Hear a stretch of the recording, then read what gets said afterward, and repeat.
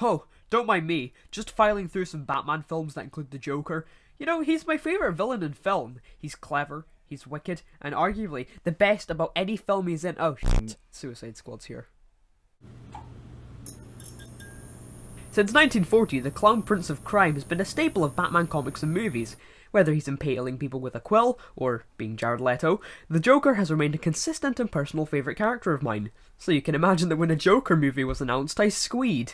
We've had many portrayals of this character in film before: the campiness of Cesar Romero, the zaniness and excitement of Jack Nicholson, the realistic adaptation with Heath Ledger and Jared Leto.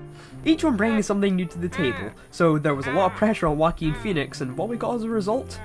It's probably a cinematic treasure. Even just looking at the scenes of this film, you can feel the soul and emotion that was poured into this film.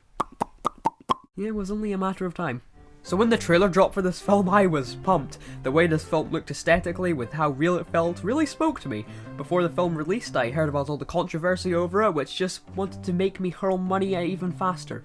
And the fact we had Joaquin Phoenix as the lead made it all the more exciting. There was a lot of controversy around this film, and I was waiting to see what people were getting upset about.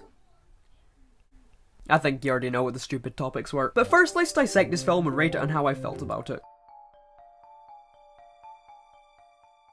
The film, when it comes to characters, lacks in numbers, but is all but made up for with Arthur himself. Yes, his name is Arthur Fleck, and the Joker is under a new alias once again. I should probably do that sometime.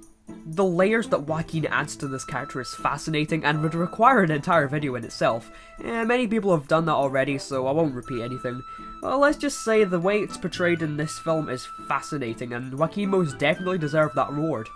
We have Robert De Niro as Murray Franklin, and he's pretty good.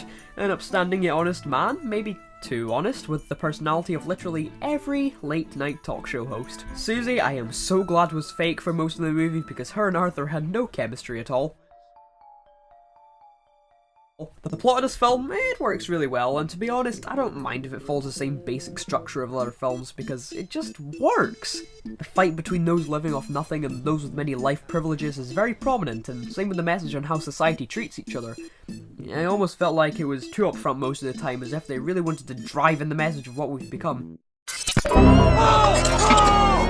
But to be fair, I don't blame them. It's something we all need to hear, and something that just some people just refuse to take in. The film flows in a very natural way, and assuming you've seen this film, the parts where Arthur kills folk are definitely the highlights. I'm not a nihilist, I swear! I mean, the parts where he kills Murray has been... well...